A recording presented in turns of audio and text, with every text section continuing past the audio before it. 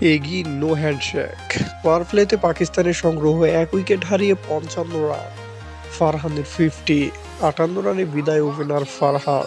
৪ ওভারে ৪৫ রান দিয়ে উইকেট শূন্য বুমরা। জয়ের জন্য ভারতকে ১৭২ রানের টার্গেট দিল পাকিস্তান। টি-টোয়েন্টিতে ভারতের বিপক্ষে আগে ব্যাট করে এটি সর্বোচ্চ রান পাকিস্তানের। ২০ রানে অপরাজিত ফাহিম আশরাফ। দুবাই আন্তর্জাতিক ক্রিকেট স্টেডিয়ামে ভারতের বাজে ফিল্ডিংয়ের পূর্ণ সুবিধা পেয়েছে পাকিস্তান। সব মিলিয়ে ৪টি ক্যাচ ছেড়েছেন ভারত। অভিষেক গিল ধরে ৬ ওভার শেষে ভারতের সংগ্রহ ৬৯ রান, শূন্য উইকেট। মাত্র ২৪ বলে ৫০ অভিষেক শর্মা। ১৬৭ স্ট্রাইক রেটে ২৮ বলে ৪৭ রানে ফিরে গেলেন শুভমান গিল। শূন্য রানে আউট ভারতীয় ক্যাপ্টেন। চতুর্থ ওভারে আবরার আহমেদের বলে স্কয়ার লেগ দিয়ে পাঠালেন সীমানার ওপারে।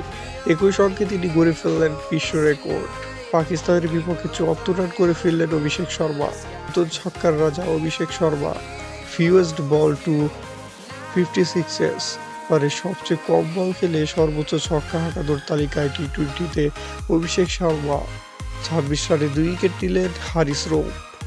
৩০ রানে অপরাজিত ছিলেন তিলক। সুপার 4-এও পাকিস্তানকে হারালো ভারত।